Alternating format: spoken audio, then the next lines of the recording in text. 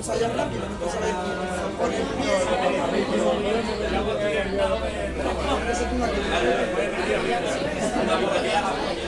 Lo ensayas rápido, no pasa nada. Pon el pie.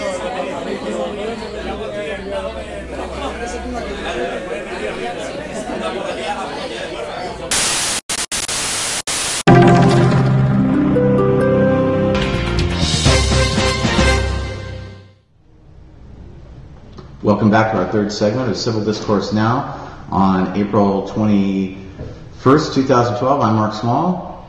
I'm not Jeff Cox.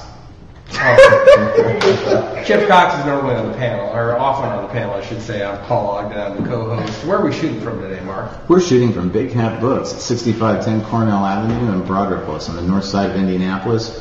We're streaming live today. If you're watching this later, then obviously you're watching the archived edition.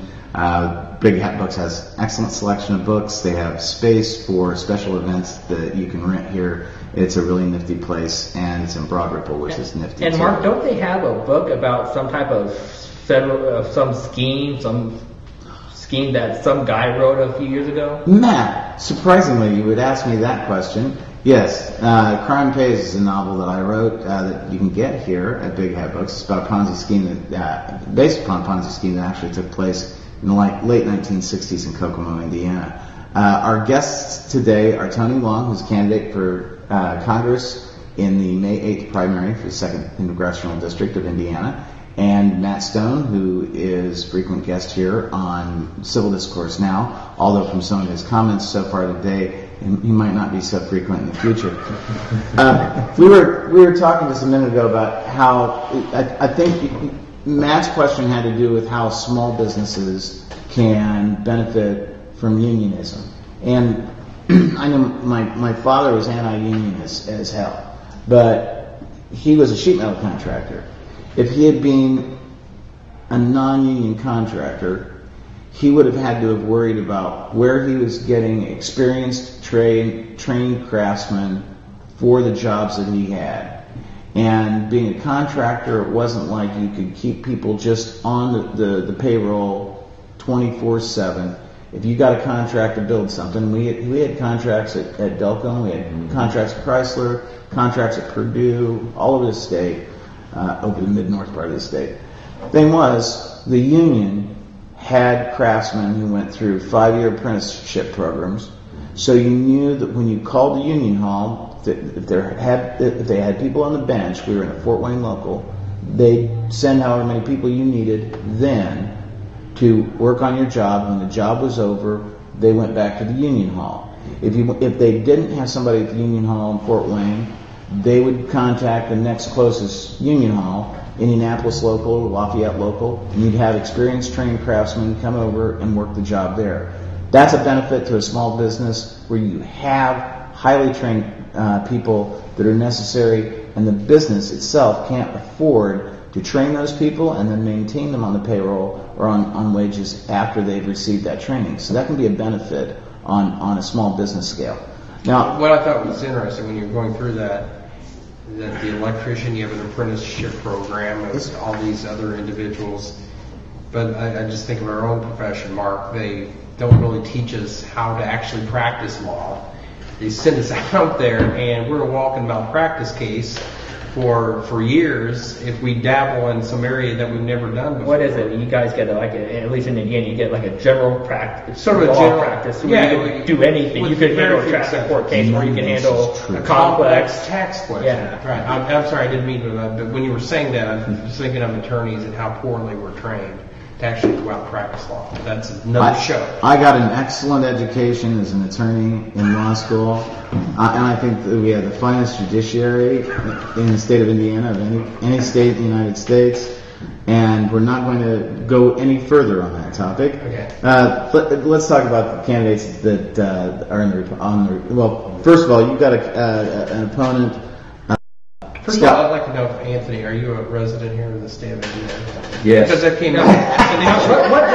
What state is on your driver's license? Indiana. Now, does your wife live in Virginia? You want to see my license? And by the way, we have our audience here today too.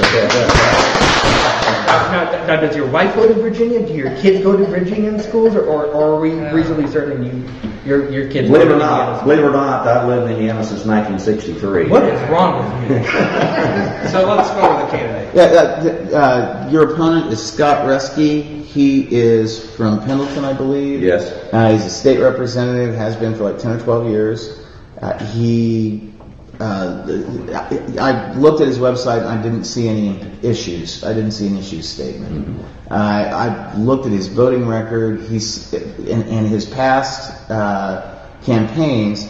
He seems to have a lot of union support. Mm-hmm. He had support of the electricians union. I think he had the support of AFSCME, which is the public employees union. So but I didn't see any issues there that he had put an issue statement out.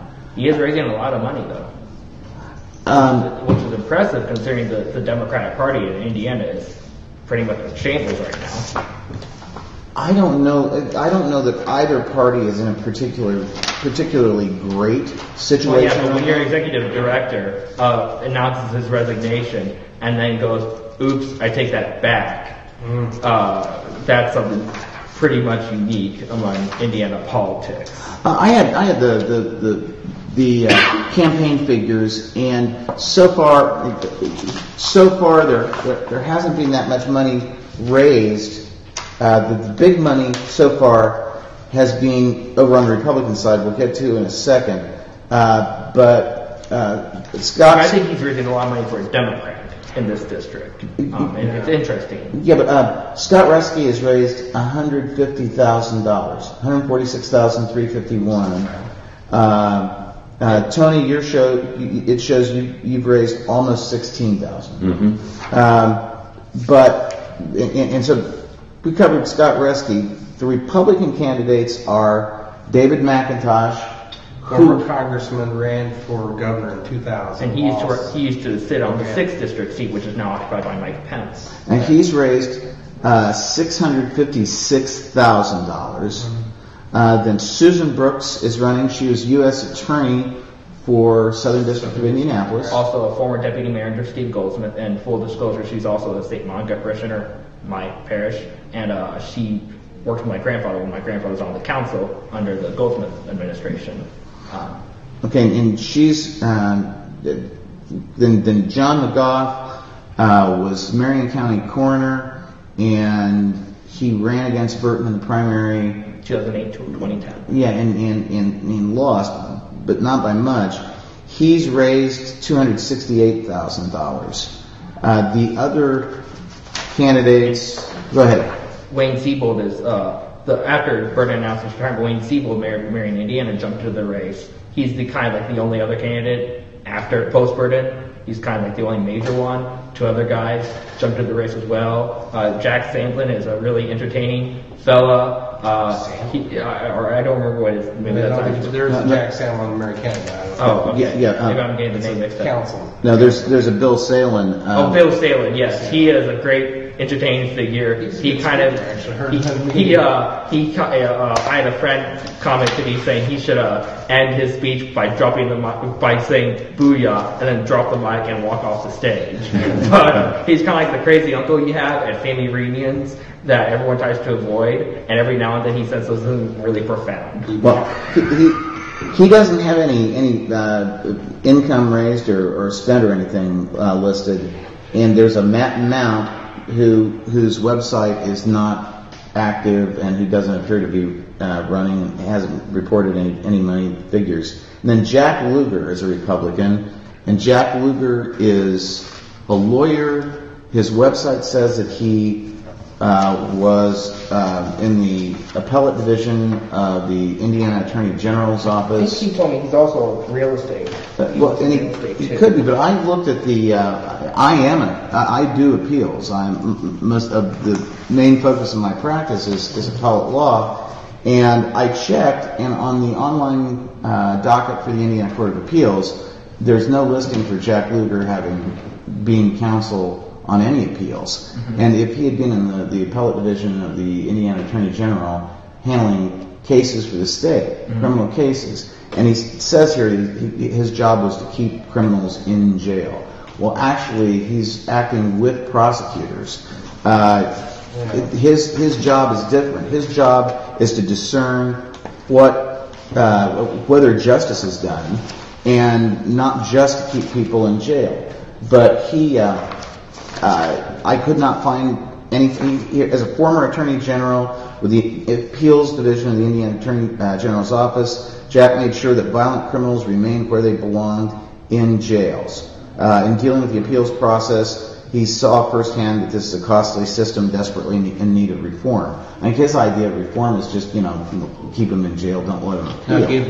Well, let's just put this all in context. Jack Lugar is kind of like, he's one of those guys. I mean, I saw him speak at a Kokomo forum before Dan Burton bowed out of the race. He's a very passionate speaker, but he's not very well informed on the issues. He's kind of trying to run as an anti-incumbent, and he's trying to paint all the other guys as incumbents.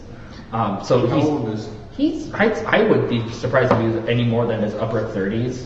But I'm really bad with age. But let's just, the internal polling that David McIntosh had before Brennan dropped out had him pulling at 13%, probably because of his last name. And as this primary season wears on, I mean, he's one of those guys that, he's just running. He's a name on the ballot. He's not going to matter. So the Republican side boils down to three people, basically? I say four. Susan Brooks, John McGough, Wayne Siebold, and David McIntosh. Yeah. And I think it's really odd that, in this case, I think Susan Brooks is the dark horse, even though she has a lot of establishment backing, and the recent endorsement of Chris Christie, and before McIntosh got a recent fundraising boost, had the most money in the race. She also has very low name recognition outside of Marion County and Hamilton County. So it's kind of strange. Usually the dark horse candidate is someone who doesn't have a lot of money, but might have some passionate supporters. It's kind of the opposite with her. She has a ton of money. You cannot go watch television without seeing her commercials. But she's also not. I like Susan Brooks, but I think she might have some problems connecting with the voters in places like Marion, like Kokomo, like Anderson. Okay, and that kind of leads to a little bit of a segue. We also, in our primary, will be voting for candidates for United States Senator. And Richard Lugar is not looking as strong, certainly, as he has in past years, the previous 6 times that he ran and won. Let me address that. The Murdoch campaign issued a poll showing Lugar behind by 1 point, like 42-41. Independent polls showed Lugar up 41-34, 7 points. But one thing you have to understand about polling, and the average person doesn't understand, look at the number of undecideds. Those always break for the challenger. By as high as 80%, sometimes as low as 67%, 60%, but they always break for the challenger. So he's in deep trouble. I mean, he's been a household name in Republican politics, not just Republican politics, Indiana politics, for 30 years. So the fact that he's, I think Joe Donnelly said, if my campaign manager came up to me and said I'm polling at 40%, I'd start rethinking career options. Well, but if indeed Richard Lugar were to lose a primary for United States Senate, that kind of changes Indiana's profile, because in the national elections we're looked upon as being kind of an afterthought. We're getting a signal that we're close to the end of this segment. We'll be back in just a minute with the fourth and final segment, Civil Discourse Now.